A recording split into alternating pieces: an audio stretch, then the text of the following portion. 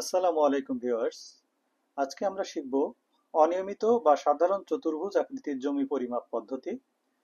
Viewers, আপনাদের অবগতির জন্য জানিয়ে রাখি, আপনারা যখন সরেজমিনে কোনো পরিমাপ করবেন তখন কিন্তু এই অনিয়মিত বা সাধারণ চতুর্ভুজ আকৃতির জমি সবচেয়ে বেশি পাবেন।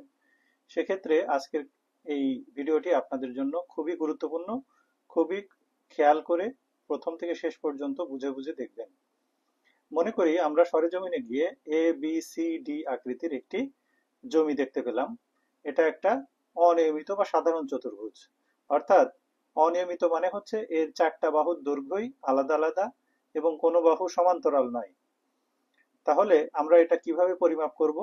এখানে খেয়াল করেন, আমি কিন্তু এই এ থেকে সি বিন্দু পর্যন্ত একটি ডট ডট রেখা, অর্থাৎ আমি এই চতুর্ভুজটাকে দুইটা ত্রিভুজে ভাগ করে নিয়েছি।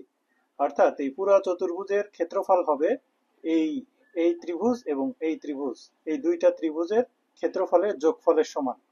সেজন্য দেখেন ক্ষেত্রফল সমান লিখেছি ত্রিভুজ এ বি সি প্লাস ত্রিভুজ এ সি ডি।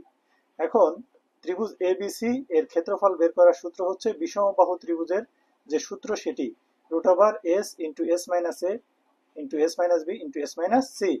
তাহলে এখানে এস ইজ ইকুয়াল টু আমরা কি জানি, যে তিনটি বাহুর যোগফল ভাগ 2। তাহলে এস এর মান পেলাম 235। তাহলে ত্রিভুজ এ বি সি এর ক্ষেত্রফল হবে এস, এবং এ বি সি এর মান যদি এখানে বসিয়ে দেই তাহলে চলে আসবে 10,432.37 বর্গফুট। আপনারা এটি মিলিয়ে নেবেন যে ক্যালকুলেশন ঠিক আছে কিনা, ক্যালকুলেটরে করলেই হবে। একই রকম ভাবে এসিডি ত্রিভুজের ক্ষেত্রফল চলে আসবে 8,151.2 বর্গফুট। তাহলে সম্পূর্ণ ক্ষেত্রফল হবে, এই দুইটা ক্ষেত্রফল যেহেতু ত্রিভুজের ক্ষেত্রফলের যোগফল হবে, তাহলে এই দুইটা ত্রিভুজের ক্ষেত্রফলের যোগফল করলে আমার চলে আসবে হচ্ছে 18,583.57 বর্গফুট। এখন বর্গফুটকে শতাংশে নিতে গেলে এই যে 435.6 দিয়ে ভাগ করতে হয়, আবার শতাংশকে কাঠাতে নিতে গেলে 1.667 দ্বারা ভাগ ভাগ করতে হয়। তো আশা করি আপনারা খুবই সুন্দরভাবে বুঝতে পেরেছেন। যদি বুঝতে না পারেন তাহলে পুনরায় ভিডিওটি দেখুন, আর যদি তারপরে বুঝতে না পারেন কমেন্টে জানাবেন।